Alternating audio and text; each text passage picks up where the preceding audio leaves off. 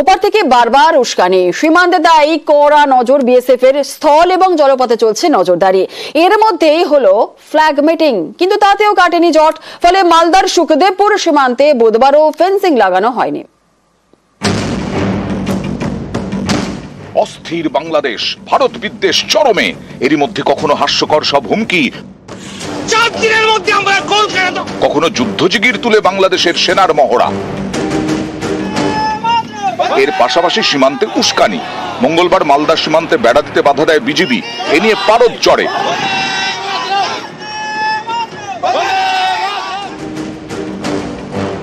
এই পরিস্থিতিতে সীমান্তে আরো সতর্ক বিএসএফ। বাড়ানো হয়েছে নজরদারি। পেট্রাপোল সীমান্তে পরিস্থিতি দেখতে যান বিএসএফ এর ডিআইজি। जयंतीपुर बॉर्डर के एरिया में बीएसएफ पूरी तरह से ड्यूटी निभा रही है। पूरा शांति का माहौल है, यहाँ किसी तरह की कोई दिक्कत नहीं है।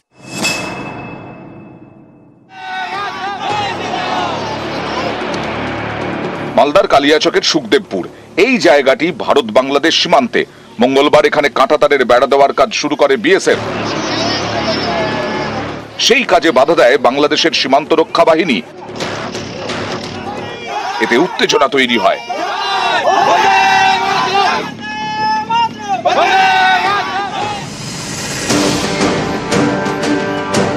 বুধবার সকালে ফের সীমান্তে বেড়া দেওয়ার কাজ শুরু হয়। আবারও বিজিবি আপত্তি জানাতে শুরু করে। এই চাপান্তর বন্ধে হয় ফ্ল্যাগ মিটিং, কিন্তু তাতেও জট কাটেনি। এদিকে উত্তর 24 পরগনার বাগদা সীমান্তে কোদালিয়া নদীর কিছু অংশ বাংলাদেশ দখল করেছে বলে হাস্যকর দাবি করে বিজিবি। বাংলাদেশ বর্ডার গার্ডের এক সিনিয়র অফিসারের এই দাবি আগেই উড়িয়ে দিয়েছে বিএসএফ। স্থানীয়দের কথাতেও স্পষ্ট, বিজিবির দাবি হাস্যকর। বিএসএফ এর তরফ থেকে ইতিমধ্যেই জানানো হয়েছে যে বাংলাদেশের এই দাবি পুরোপুরি ভিত্তিহীন এবং একদম গ্রাউন্ড জিরোতে এসেও ঠিক একই পরিস্থিতি দেখা গেল যে বিএসএফ এখনো অতন্দ্র প্রহরীর মতন পাহারা দিচ্ছে এপারে এবং বাংলাদেশের বিজিবি রয়েছে ওপারে। বিজিবির যে আধিকারিক যিনি যেটা দাবি করেছেন যে তিনি পুনরায় দখল করেছে, এটা সম্পূর্ণ ভিত্তিহীন এবং এটা ফেক।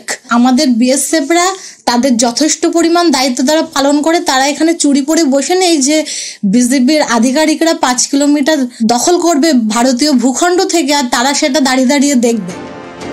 এদিন কোচবিহারের দিনহাটা, আসচিতাই ও শীতলকুচির সীমান্ত এলাকা ঘুরে দেখেন বিএসএফ এর গুয়াহাটি ফ্রন্টিয়ারের আইজি সঞ্জয় গৌড়।